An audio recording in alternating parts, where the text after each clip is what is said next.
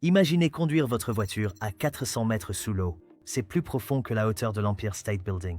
Des poissons nageant au-dessus de votre toit, une pression océanique écrasante tout autour de vous, mais vous roulez à 80 km à l'heure comme sur n'importe quelle autoroute. La Norvège dépense 2 milliards de dollars pour creuser le tunnel sous-marin le plus profond du monde. Pas pour des trains, ni pour des réseaux de services publics. Pour des voitures et des camions ordinaires. Le tunnel Rogfast plongera à 400 mètres sous la mer de Norvège.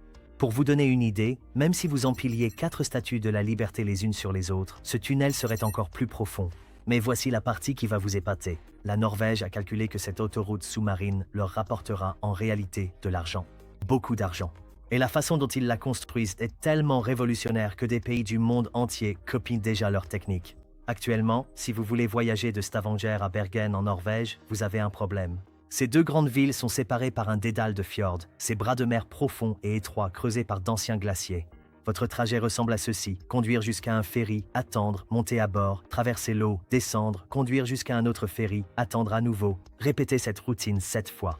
Ce qui devrait être un trajet de 3 heures devient une odyssée de 8 heures. Parfois plus longtemps, si le temps est mauvais et que les ferries sont annulés. Les familles norvégiennes font face à cette situation depuis des générations. Les propriétaires d'entreprises perdent des millions à cause des retards de livraison. Les véhicules de secours restent bloqués à attendre les ferries alors que des personnes ont besoin d'aide. Les compagnies de ferry gagnent certes beaucoup d'argent, mais la Norvège s'est rendu compte d'une chose: elles perdent bien plus d'argent qu'elles n'en gagnent. Chaque heure qu'un camion passe à attendre un ferry, c'est de la productivité perdue. Chaque touriste qui décide que le voyage est trop compliqué, c'est un manque à gagner. Chaque entreprise qui ne peut pas se développer parce que le transport n'est pas fiable, c'est une opportunité perdue. Alors la Norvège a fait les calculs. Ils ont estimé que le bénéfice économique de la connexion de ces régions permettrait d'amortir le tunnel en 25 ans. Mais construire le tunnel sous-marin le plus profond du monde n'a rien à voir avec creuser un tunnel ordinaire. À 400 mètres sous l'eau, la pression est incroyable. On parle d'une pression 40 fois supérieure à la pression atmosphérique normale. C'est suffisant pour écraser une voiture comme une canette de soda. La roche là-dessous n'est pas simplement de la roche. Elle a été comprimée et tordue par des millions d'années de pression géologique. Parfois, elle est plus dure que l'acier. Parfois, elle s'effrite comme du fromage. Et puis, il y a l'eau. Pas seulement de simples infiltrations d'eau souterraine. On parle ici du poids total de la mer de Norvège qui tente d'inonder votre tunnel. La plupart des ingénieurs regarderaient cela et diraient « impossible ». Les ingénieurs norvégiens ont dit « défi relevé ». Leur solution? Quelque chose appelé la méthode du forage et du minage, mais dopée avec la technologie du 21e siècle. Ils utilisent des explosifs si précisément calibrés qu'ils peuvent faire sauter la roche solide sans perturber la structure du tunnel situé à seulement quelques pieds. Des foreuses guidées par GPS capables de placer des charges avec une précision de quelques centimètres. Mais voici la partie vraiment ingénieuse. Ils ne combattent pas la pression de l'eau. Ils l'utilisent. Les tunnels sous-marins traditionnels essaient de garder toute l'eau à l'extérieur. La Norvège a compris que c'était en fait la manière la plus difficile de procéder. À la place, ils construisent ce qu'on appelle un tunnel drainé. Ils laissent entrer des quantités contrôlées d'eau, puis la pompent en continu. Pensez-y comme ceci. Au lieu de construire un sous-marin totalement étanche, ils ont construit un sous-marin doté d'un excellent système de drainage. Cette approche présente 3 énormes avantages. Premièrement, c'est beaucoup moins cher. Vous n'avez pas besoin de matériaux d'étanchéité exotiques qui coûtent une fortune. Deuxièmement, c'est en réalité plus sûr. Si votre étanchéité échoue dans un tunnel traditionnel, vous subissez une inondation catastrophique. Si votre système de pompage tombe en panne ici, vous obtenez un flux d'eau gérable. Troisièmement, c'est plus facile à entretenir. Vous pouvez accéder au système de drainage et le réparer sans reconstruction majeure. La Norvège a d'abord testé cette technique sur des tunnels plus petits. Cela a tellement bien fonctionné qu'ils sont désormais les leaders mondiaux de la construction de tunnels sous-marins. Des pays envoient littéralement des délégations en Norvège pour apprendre ces techniques. Les chiffres derrière Rogfast sont absolument stupéfiants. Ils excavent 8 millions de mètres cubes de roches. C'est assez pour construire une pyramide plus grande que la grande pyramide de Gizeh. Le tunnel fera 27 km de long. Cela représente 16,8 miles. Vous conduirez sous l'eau pendant environ 20 minutes à la vitesse de l'autoroute. Il comptera 4 voies de large avec des sorties de secours tous les 500 mètres. Une couverture complète du réseau mobile sur toute la longueur. Un éclairage LED qui imite la lumière du jour pour éviter la fatigue dans le tunnel. Mais voici ce qui montre vraiment l'ampleur du projet. Ils utilisent 15 chantiers différents en même temps. Certains sur la terre ferme, d'autres sur des îles artificielles, d'autres encore sur des plateformes flottantes. La logistique est complètement folle. Ils doivent coordonner les horaires de dynamitage pour que les explosions ne se gênent pas les unes les autres. Ils doivent transporter des millions de tonnes de roches excavées. Ils doivent faire tourner toute l'opération 24 heures sur 24, 7 jours sur 7 pour respecter l'échéance de 2033. Et ils font tout cela tout en respectant certaines des normes environnementales les plus strictes au monde. C'est là que la Norvège montre vraiment en quoi elle est différente. Les méga-projets considèrent la protection de l'environnement comme une réflexion après coup. La Norvège en a fait un élément central de conception.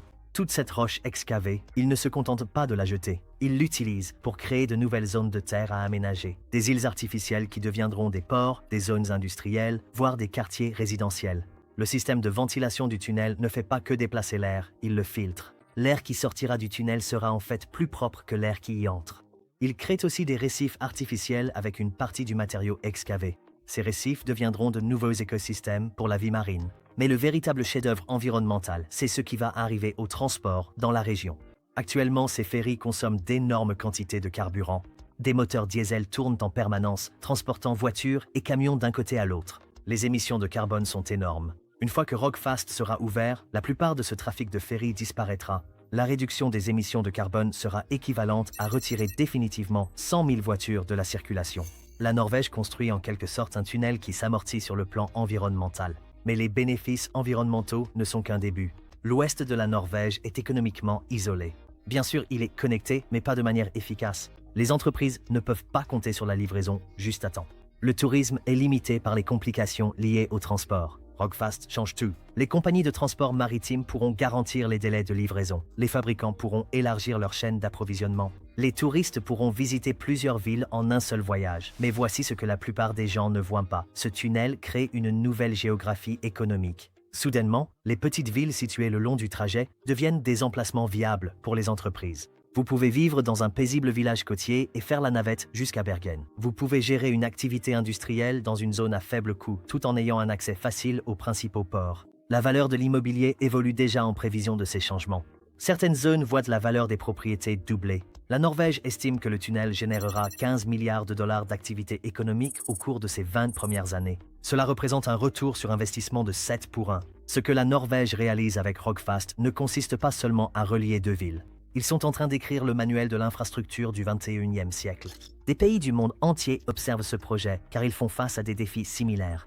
La Chine adapte déjà les techniques norvégiennes pour des tunnels sous-marins dans le cadre de son projet de la Grande Baie. Le Royaume-Uni étudie Rogfast pour d'éventuelles connexions entre l'Angleterre et l'Irlande du Nord. Même les États-Unis portent une attention particulière à ce projet. Il existe des propositions de tunnels sous-marins reliant Manhattan à Brooklyn ou San Francisco au comté de Marin. Mais voici ce qui rend la Norvège unique. Ils construisent des infrastructures intelligentes. Le tunnel sera équipé de capteurs surveillant tout, la qualité de l'air, le flux de circulation, l'intégrité structurelle, ainsi que des systèmes d'apprentissage automatique capables de prédire les besoins de maintenance avant que les problèmes ne surviennent. Le système de ventilation du tunnel s'ajuste automatiquement en fonction des flux de circulation et de la qualité de l'air. Les systèmes d'intervention d'urgence peuvent détecter les accidents en quelques secondes et envoyer de l'aide à l'endroit exact. Chaque aspect de ce tunnel est relié à un système central de surveillance. Il apprendra et s'adaptera au fil du temps. Actuellement, les travaux avancent à toute vitesse, mais la Norvège fait face à de sérieux défis. Les perturbations de la chaîne d'approvisionnement mondiale ont augmenté les coûts de 30%. Les ouvriers qualifiés pour les tunnels se font rares dans le monde entier. Les réglementations environnementales deviennent de plus en plus strictes. La coordination entre 15 chantiers différents, c'est comme diriger un orchestre symphonique où chaque musicien joue une partition différente. Un retard sur n'importe quel site affecte l'ensemble du calendrier.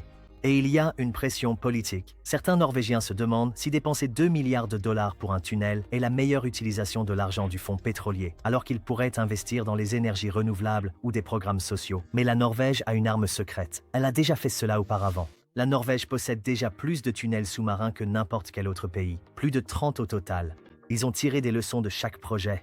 Le tunnel de l'Erdal leur a appris la gestion de la qualité de l'air. Le tunnel d'Eiksund leur a appris la construction en eau profonde. La route de l'Atlantique leur a appris à construire dans des conditions météorologiques extrêmes. Rogfast n'est pas leur premier rodéo, c'est leur chef-d'œuvre.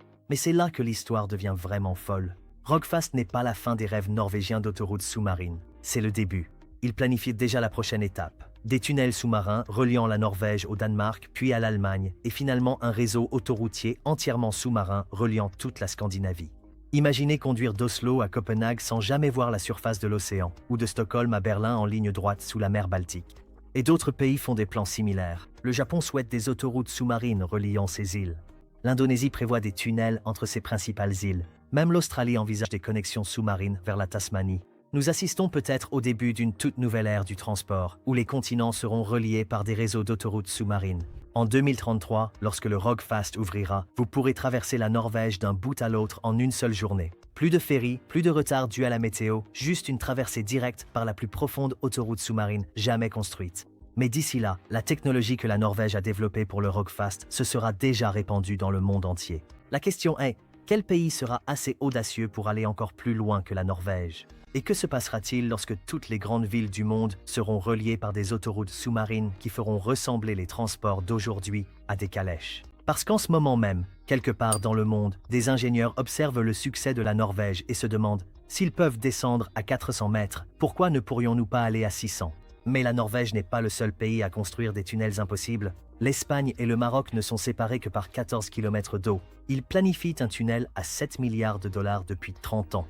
Alors pourquoi n'a-t-il pas encore été construit? Cliquez sur « Regardez la suite » pour découvrir pourquoi. On se retrouve dans la prochaine vidéo.